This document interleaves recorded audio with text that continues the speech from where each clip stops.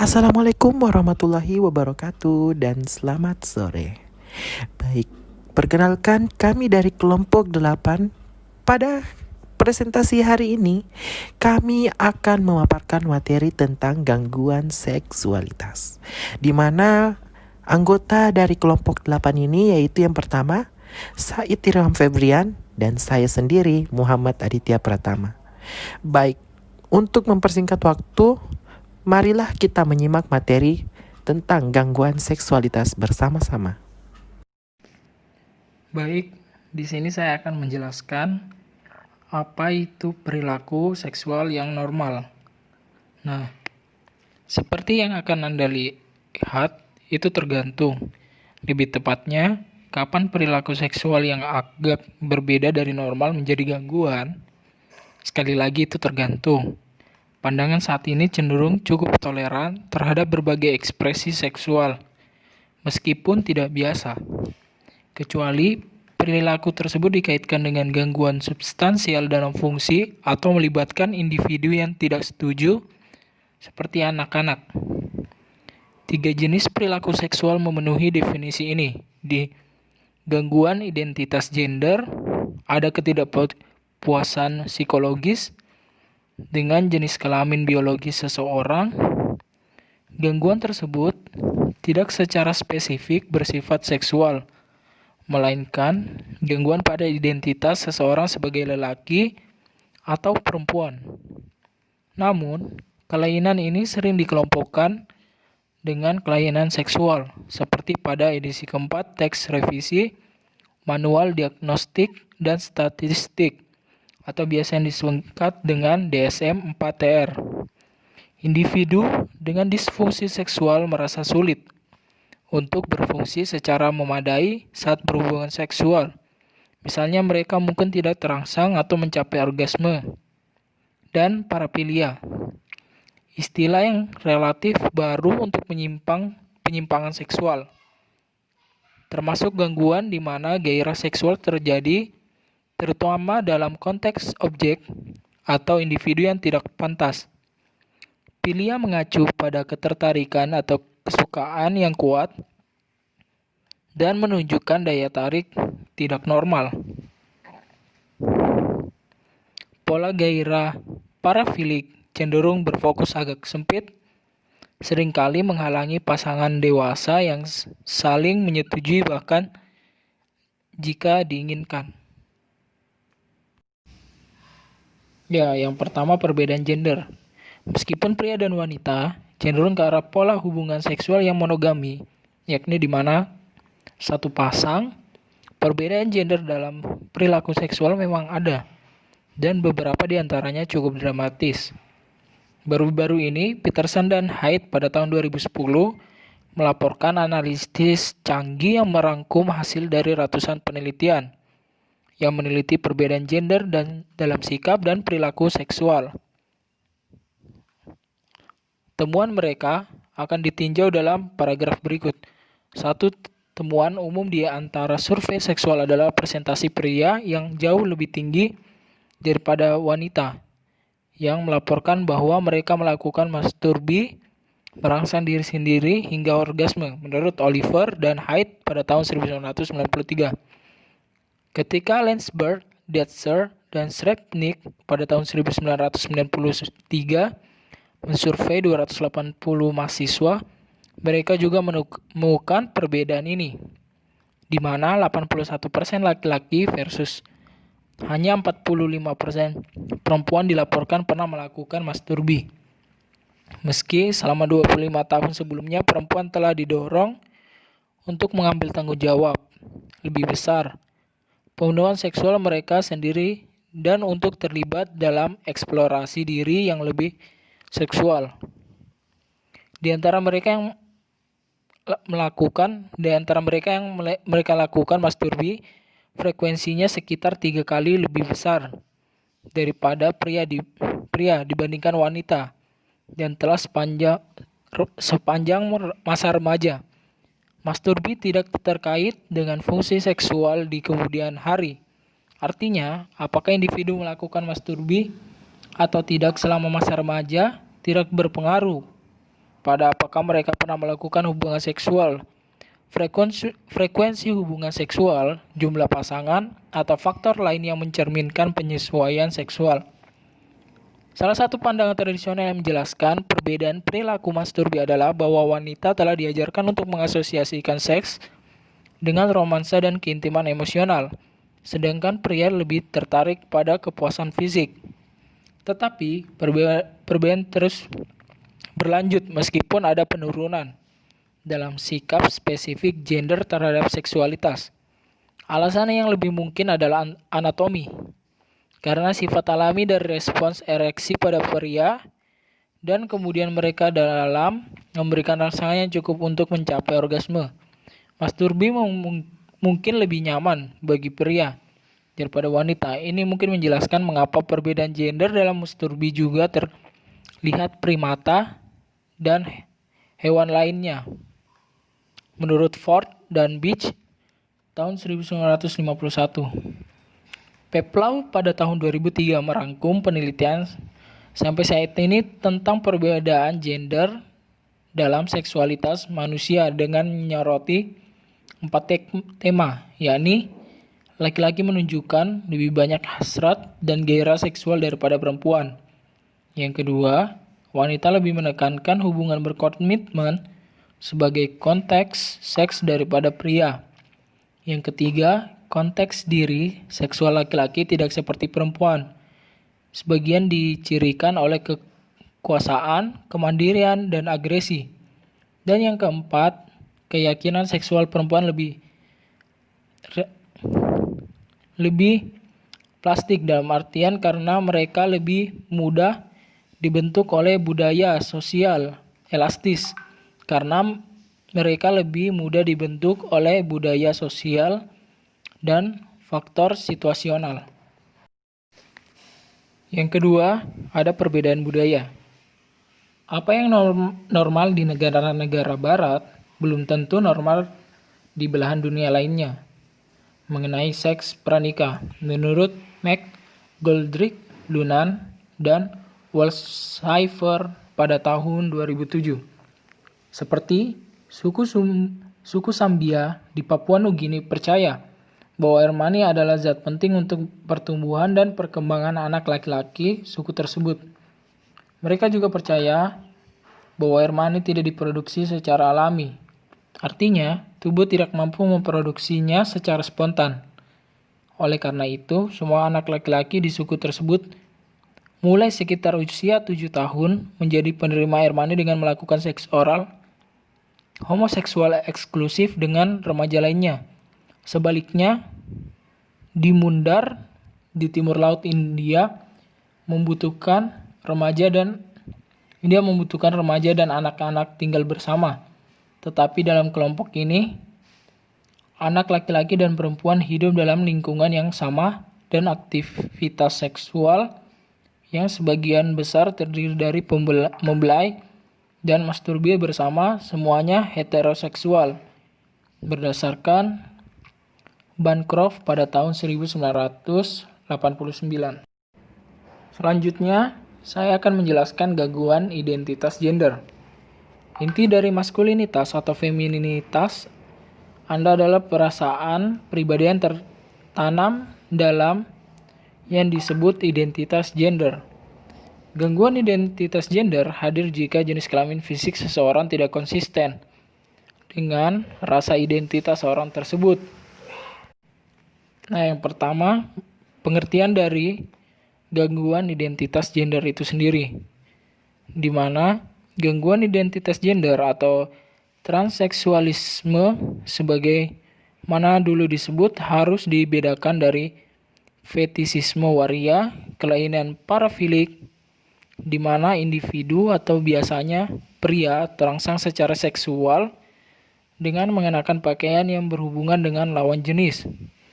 Ada preferensi sesekali di pihak laki-laki dengan pola gairah seksual waria untuk peran perempuan. Tetapi tujuan utama dari berpakaian silang adalah kepuasan seksual. Dalam kasus gangguan identitas gender, tujuan utamanya bukanlah kepuasan seksual, melainkan keinginan untuk menjalani hidup secara terbuka dengan cara yang konsisten dengan gender lainnya. Gangguan identitas gender juga harus dibedakan individu interseks atau hermafrodit yang lahir dengan alat kelamin ambigu yang terkait dengan kelainan hormonal atau fisik lain yang didokumentasikan. Bergantung pada campuran karakteristik tertentu, hermafrodit biasanya ditetapkan ke jenis kelamin tertentu saat lahir. Terkadang menjalani operasi serta perawatan hormonal untuk mengubah anatomi seksual mereka. Sebaliknya, jika individu dengan gangguan identitas gender tidak menunjukkan kelainan fisik, gangguan identitas gender harus dibedakan dari pola gairah sesama jenis pada laki-laki yang terkadang berperilaku seperti perempuan, atau perempuan dengan pola gairah sesama jenis dan tingkah lakunya maskulin.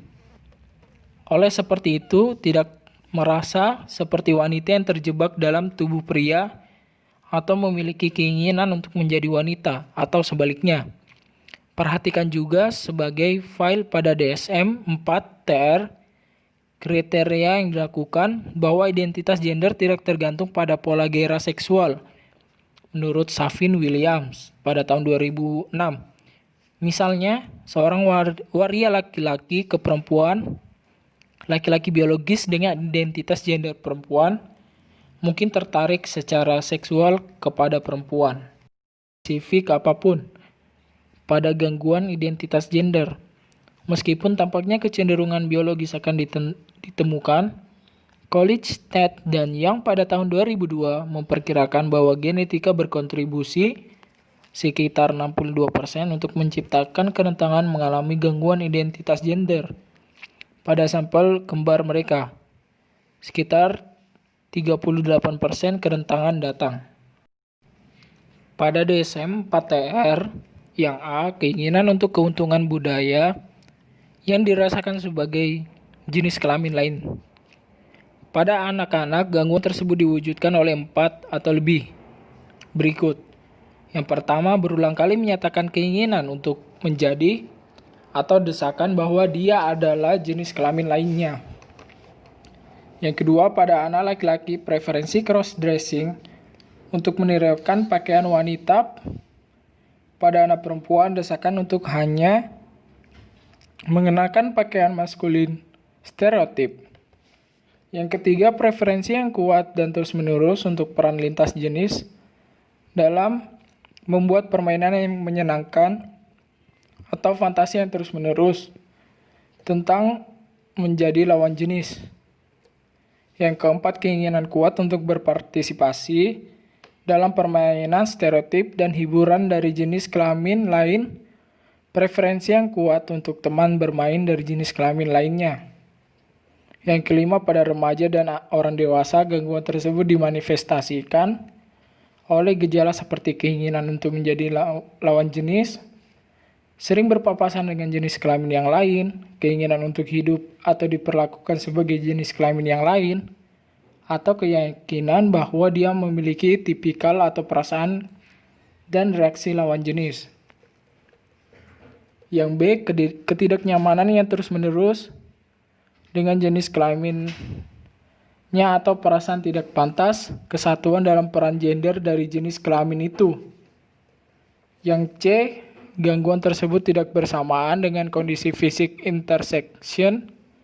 Sedangkan yang D, gangguan tersebut menyebabkan gangguan atau gangguan yang signifikan secara klinis dalam bidang fungsi sosial, pekerjaan, atau penting lainnya. Sebutkan jika individu yang matang secara seksual. Yang pertama, terjadi secara seksual pada laki-laki, tertarik secara seksual pada laki-laki, tertarik secara seksual pada perempuan, tertarik secara seksual pada keduanya secara seksual, tertarik pada keduanya. Pengobatan yang dilakukan. Perawatan tersedia untuk gangguan identitas gender di beberapa klinik khusus di seluruh dunia, meskipun banyak kontroversi seputar perawatan. menurut Carroll pada tahun 2007. Saat ini keputusan paling umum adalah mengubah file anatomi fisik agar konsisten dengan identitas melalui operasi pengganti kelamin. Yang pertama yaitu beda penggantian jenis kelamin, yang kedua ada pengobatan interseksualitas. Disfungsi seksual. Masalah yang muncul dalam konteks interaksi seksual dapat terjadi baik dalam hubungan heteroseksual maupun homoseksual. Ketidakmampuan untuk terangsang atau mencapai orgasme tampaknya umum terjadi pada homoseksual, seperti dalam hubungan heteroseksual. Tetapi kami membahasnya dalam konteks hubungan heteroseksual, di mana terdapat 3 tahap siklus respons seksual. Yang pertama ada hasrat. Dorongan seksual terjadi sebagai respons terhadap isyarat atau fantasi seksual. Yang kedua ada gairah, rasa subjektif dari kenikmatan seksual, dan tanda fisiologis dari gairah seksual. Pada pria, penile tumescens atau peningkatan aliran darah di penis ke penis. Pada wanita ada vasokonstriksi, di mana kumpulan darah di daerah panggul menyebabkan lubrikasi vagina dan membengkaknya payudara.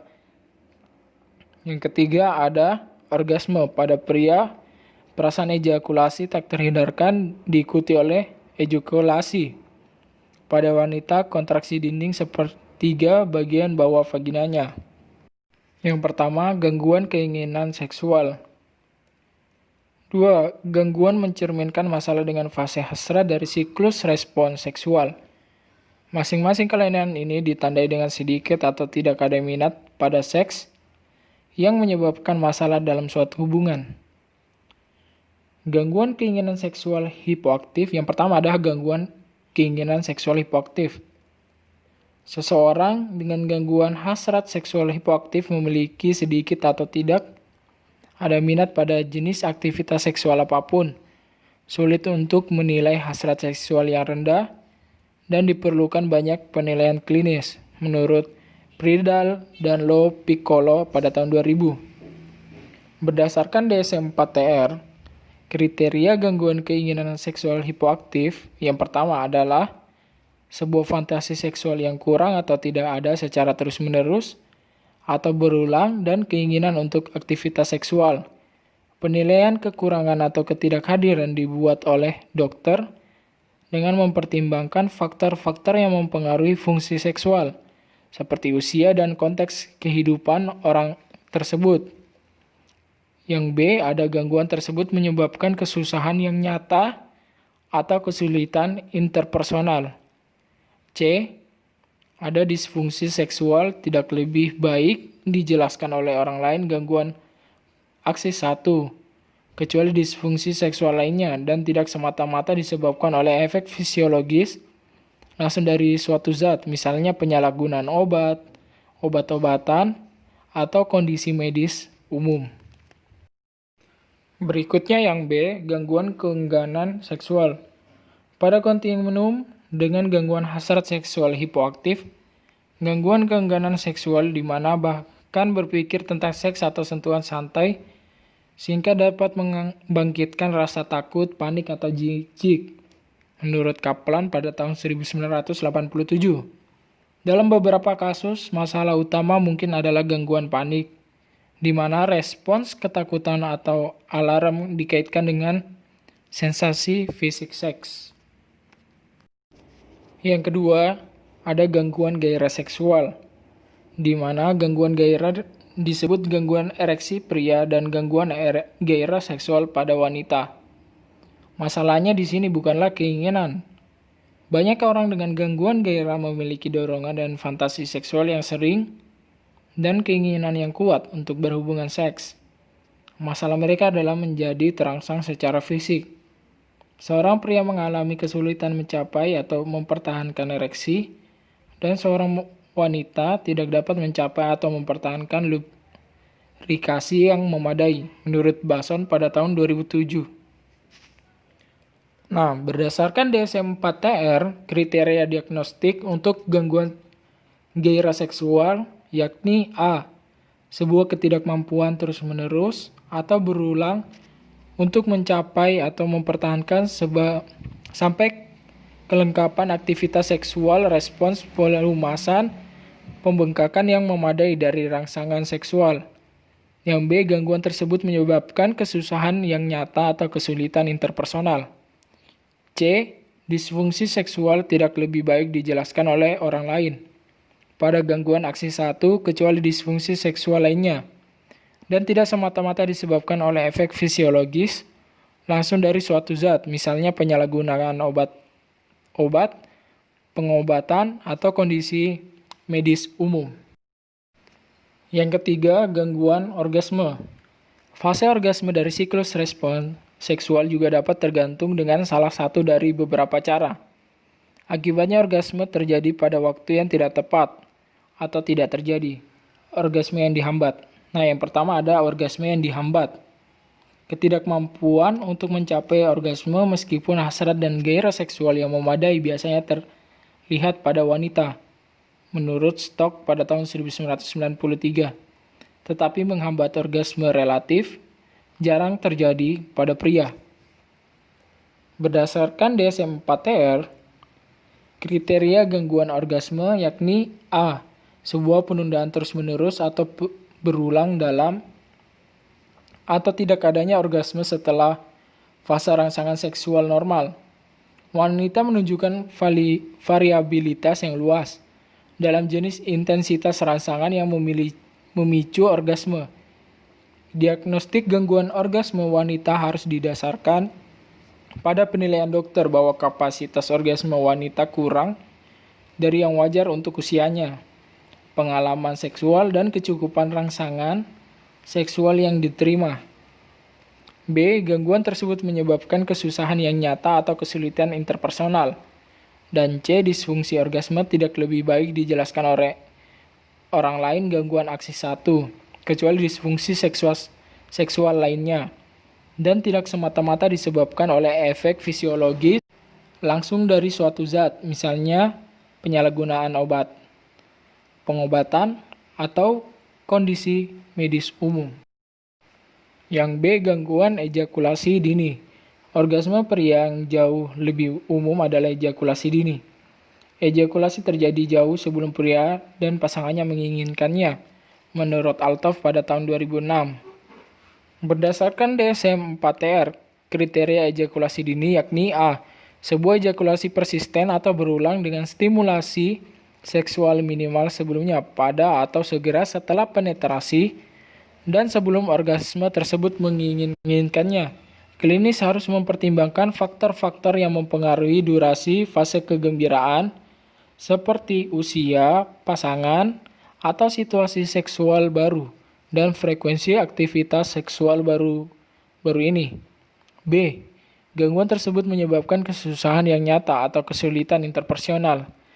C. Ejakulasi dini tidak hanya disebabkan oleh efek langsung, seperti efek zat, misalnya penarikan diri dari opioid.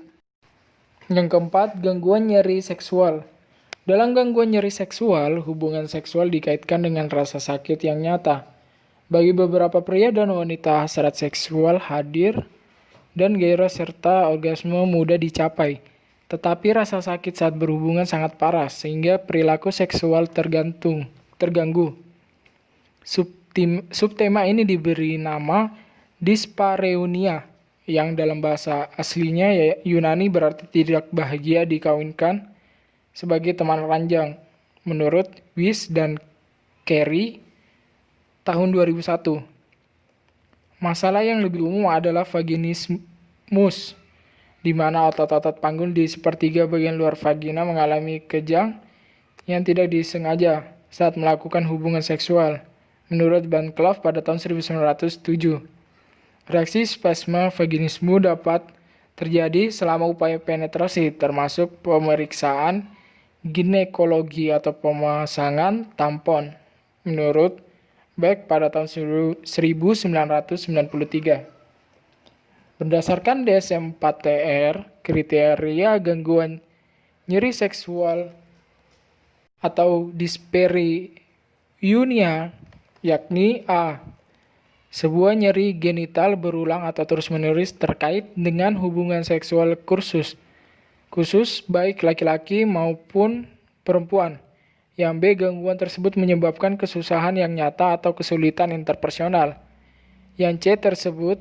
Gangguan tersebut tidak hanya disebabkan oleh vaginismus atau kekurangan cairan pelumasan, tidak lebih baik disebabkan oleh gangguan aksi 1 lainnya, kecuali disfungsi seksual lainnya dan tidak hanya disebabkan oleh efek fisiologis lainnya dari suatu zat, misalnya penyalahgunaan obat, pengobatan, atau kondisi medis umum. Penyebab disfungsi seksual. Disfungsi seksual individu jarang terjadi secara terpisah.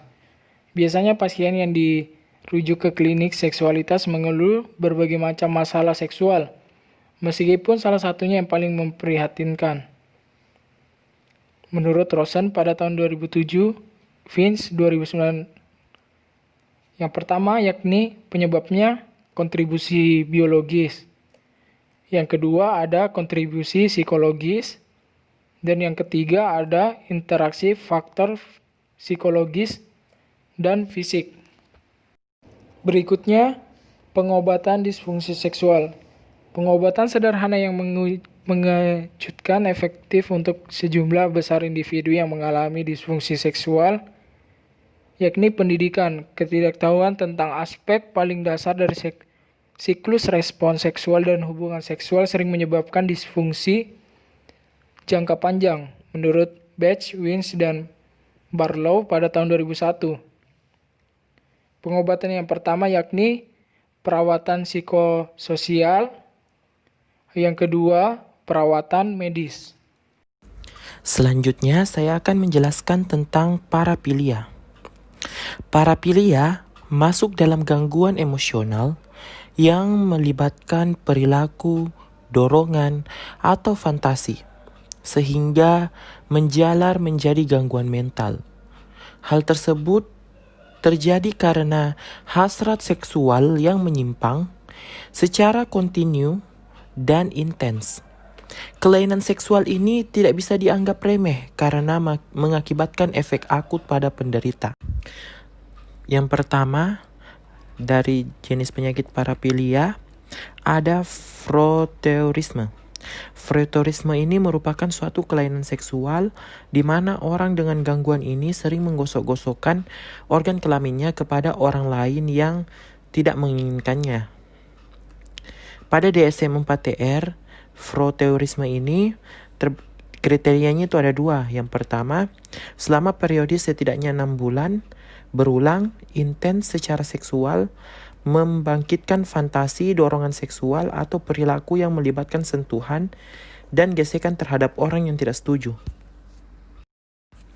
Kemudian selanjutnya ada fetisisme.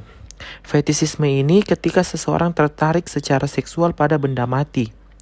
Jenis fetis ini hampir sama banyaknya dengan jumlah objeknya. Meskipun pakaian dalam dan sepatu wanita sangat populer, gairah fetis ini dikaitkan dengan 2 hal, dan ketika dia melihat seseorang wanita melalui jendela, dia berhenti dan terus menatapnya. Dalam salah satu episode, dia merasakan sengatan pertama dari gairah seksualnya. Akhirnya dia memutuskan untuk masturbasi sambil menonton. Dengan demikian, ia memperlihatkan alat kelaminnya meskipun tidak terlihat. Fetisme ini pada DSM-4 itu ada 3 kriteria. Yang pertama, selama periode setidaknya 6 bulan, berulang, intens secara seksual, membangkitkan fantasi, dorongan seksual, atau perilaku yang melibatkan penggunaan benda mati. Contohnya itu kayak pakaian dalam wanita. Selanjutnya ada fantasi, dorongan seksual, atau perilaku yang menyebabkan signifikansi klinis, gangguan atau gangguan dalam sosial, pekerjaan, atau area fungsi penting lainnya. Yang ketiga ada objek fetis, tidak terbatas pada barang dan pakaian wanita yang digunakan dalam berpakaian silang. Contohnya itu kayak fetisme waria, atau perangkat yang dirancang untuk tujuan stimulasi alat kelamin taktil, misalnya vibrator. Voyeurisme dan eksibisionisme. Voyeurisme itu merupakan praktik mengamati, menjadi terangsang, individu yang tidak menaruh curiga membuka pakaian atau telanjang.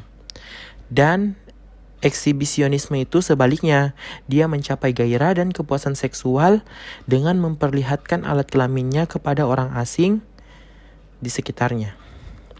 Pada DSM-4TR ini, kriteria dari voyeurisme dan eksibisionisme, di mana voyeurisme itu terbagi atas dua, di mana selama periode setidaknya 6 bulan terjadi secara berulang, intens secara seksual membangkitkan fantasi, dorongan seksual, atau perilaku yang melibatkan tindakan mengamati orang yang tidak menaruh curiga yang telanjang dalam proses melepas pakaian atau terlibat dalam aktivitas seksual.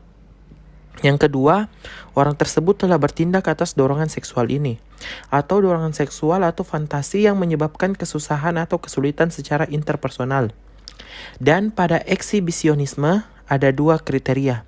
Yang pertama, selama periodenya terjadi setidaknya 6 bulan dan terjadi secara berulang, intens secara seksual yang membangkitkan fantasi, dorongan seksual atau perilaku yang menyebabkan pemaparan alat kelamin seorang kepada orang asing yang tidak menaruh curiga.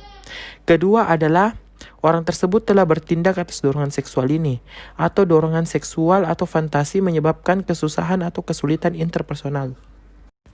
Selanjutnya ada fetishisme waria. Di fetishisme waria ini, gairah seksual sangat terkait dengan tindakan berpakaian di lawan jenis, atau biasa kita kenal dengan istilah cross-dressing.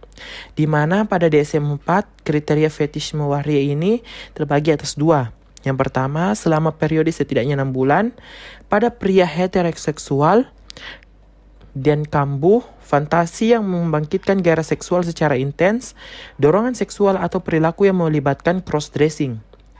Selanjutnya yang kedua ada fantasi, dorongan seksual atau perilaku yang menyebabkan signifikansi klinis, gangguan atau gangguan dalam sosialnya, pekerjaan atau area fungsi penting lainnya. Selanjutnya ada sadisme seksual dan masokisme seksual.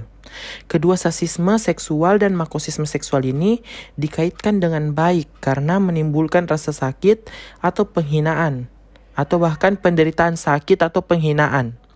Dari dalam DSM-4TR, kriteria sadisme dan masokisme ini, yang pertama, sadisme seksual itu terbagi atas dua. Selama periode setidaknya 6 bulan, berulang, intens secara seksual membangkitkan fantasi, dorongan seksual, atau perilaku yang melibatkan tindakan nyata, di mana penderitaan psikologis atau fisik termasuk penghinaan yang dialami korban secara seksual menggairahkan bagi orang tersebut. Yang kedua, orang tersebut telah bertindak atas dorongan seksual ini dengan tanpa persetujuan orang, atau dorongan seksual atau fantasi menyebabkan tekanan atau kesulitan interpersonal. Selanjutnya, masokisme seksual itu terbagi atas dua kriteria. Yang pertama, selama periode setidaknya 6 bulan, berulang, intens secara seksual membangkitkan fantasi, dorongan seksual atau perilaku yang melibatkan tindakan nyata, dihina, dipukuli, diikat atau dibuat menderita. Yang kriteria keduanya itu ada fantasi, dorongan seksual atau perilaku yang menyebabkan signifikansi klinis atau gangguan dan gangguan dalam sosial, pekerjaan, atau area fungsi penting lainnya. Selanjutnya ada pedofilia dan incest. Mungkin penyimpangan seksual yang paling tragis adalah ketertarikan seksual kepada anak-anak, atau biasa yang kita kenal dengan pedofilia. Pedofilia ini ada 3 kriterianya dalam DSM-4. Yang pertama, selama periode setidaknya 6 bulan, berulang, intens secara seksual membangkitkan fantasi, dorongan seksual atau perilaku yang melibatkan aktivitas seksual dengan anak pra-remaja atau anak-anak yang umumnya itu berusia 13 tahun atau bahkan lebih muda. Yang kedua, orang tersebut telah bertindak atas dorongan seksual ini, atau dorongan seksual atau fantasi yang menyebabkan kesusahan atau kesulitan secara interpersonal. Yang ketiga, orang tersebut setidaknya berusia 16 tahun dan setidaknya 5 tahun lebih tua daripada anak-anak atau anak-anak yang dalam kriteria pertama tadi, yaitu berusia 13 tahun atau bahkan lebih muda. Selanjutnya, parafilia pada wanita. Parafilia ini jarang terlihat sebenarnya pada wanita dan dianggap bahkan tidak akan terjadi pada wanita tersebut selama bertahun-tahun, dengan kemungkinan pengecualian pada praktik sadomasokistik. Namun dalam beberapa tahun terakhir ini muncul beberapa laporan yang menggambarkan kasus individu atau rangkaian kecil kasus. Sekarang itu perkiraannya menunjukkan bahwa sekitar 5-10% dari semua pelanggar seksual itu merupakan seorang perempuan. Nah, selanjutnya itu penyebab parafilia. Nah, sebenarnya penyebab parafilia ini belum diketahui secara pasti. Namun ada beberapa dugaan dari beberapa ahli. Yang pertama itu berasal dari penyebabnya pengalaman pelecehan dan kekerasan seksual yang terjadi di masa kanak-kanaknya.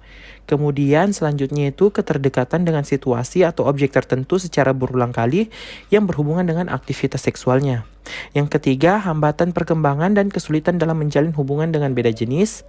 Selanjutnya, kecanduan pornografi, pengaruh dari pasangan seksual, pelampiasan stres yang tidak tepat, dan rasa ingin mencoba atau rasa ingin tahu yang diakibatkan penyampaian informasi atau persepsi yang salah. Nah, yang terakhir, menilai dan mengobati parafilia. Untuk mengobati penyakit parafilia ini, ada terbagi dua. Yang pertama itu perawatan psikologis, di mana sejumlah prosedur perawatan tersedia untuk mengurangi gairah yang tidak diinginkan. Sebagian besar adalah prosedur terapi perilaku yang diarahkan untuk mengubah asosiasi dan konteks dari membangkitkan dan menyemangatkan menjadi bersifat netral. Satu prosedur yang dilakukan sepenuhnya dalam imajinasi pasien disebut sensitisasi terselubung, yang dijelaskan oleh Joseph Cautela. Dalam perawatan ini, pasien mengasosiasikan gambar yang membangkitkan gairah seksual dalam imajinasi mereka, dengan beberapa alasan mengapa perilaku tersebut berbahaya atau tidak berbahaya. Sebelum perawatan, pasien tahu tentang alasan ini, tetapi kesenangan langsung dan penguatan kuat yang diberikan oleh aktivitas seksual sudah cukup untuk mengatasi pikiran tentang kemungkinan bahaya atau bahaya yang mungkin muncul di masa depan. Proses ini terjadi dalam banyak perilaku adiktif yang tidak diinginkan, di mana kesenangan jangka pendek lebih besar daripada kerugian jangka panjang termasuk bumilia. Selanjutnya ada perawatan obat. Di perawatan obat itu, yang paling populer itu digunakan untuk mengobati parafilia itu disebut dengan antiandrogen siproteron asetat, atau biasa kita kenal dengan obat kebiri kimiawi. Nah, fungsinya ini untuk menghilangkan hasrat dan fantasi seksual dengan mengurangi kadar testosteron secara dramatis, tetapi fantasi dan gairah kembali segera setelah obat tersebut hilang. Kemudian ada obat kedua yaitu medroksiprogestosteron, di mana agen hormonal yang mengurangi testosteron. Obat-obatan ini mungkin berguna untuk perilaku seksual berbahaya yang tidak menanggapi pengobatan alternatif, atau untuk sementara waktu menekan gairah seksual pada pasien yang membutuhkannya. Tetapi ini tidak selalu berhasil. Dalam laporannya, sebelumnya dari seri Malezetti, hanya sekitar 8 orang dari 5.000 pasien yang membutuhkan obat tersebut karena mereka tidak menunjukkan respon apapun terhadap perawatan psikologis. Sementara Rosler dan Wisdom melaporkan keberhasilan dari obat ini, di mana dari 30 pria yang mengidap parafilia jangka panjang yang parah, dia itu menggunakan triptorelin yang menghambat sekresi gonadotropin pada pria. Obat ini tampaknya agak lebih efektif daripada obat lain yang disebutkan. Di sini efek sampingnya lebih sedikit, di mana berdasarkan penelitian. Tentunya obat tersebut hanya efektif jika diminum secara teratur, di mana itu menurut beberapa penelitian. Demikianlah pemaparan materi dari kelompok 8 mengenai gangguan seksualitas. Semoga ilmu yang kami berikan atau materi yang kami paparkan bisa terserap dengan baik dan memberikan manfaat untuk teman-teman sekalian. Lebih kurangnya mohon dimaafkan. Assalamualaikum warahmatullahi wabarakatuh. Untuk teman-teman yang ingin bertanya, kami persilahkan melalui WA Group, bisa melalui voice note, atau bahkan melalui kolom chat. Saya ucapkan terima kasih.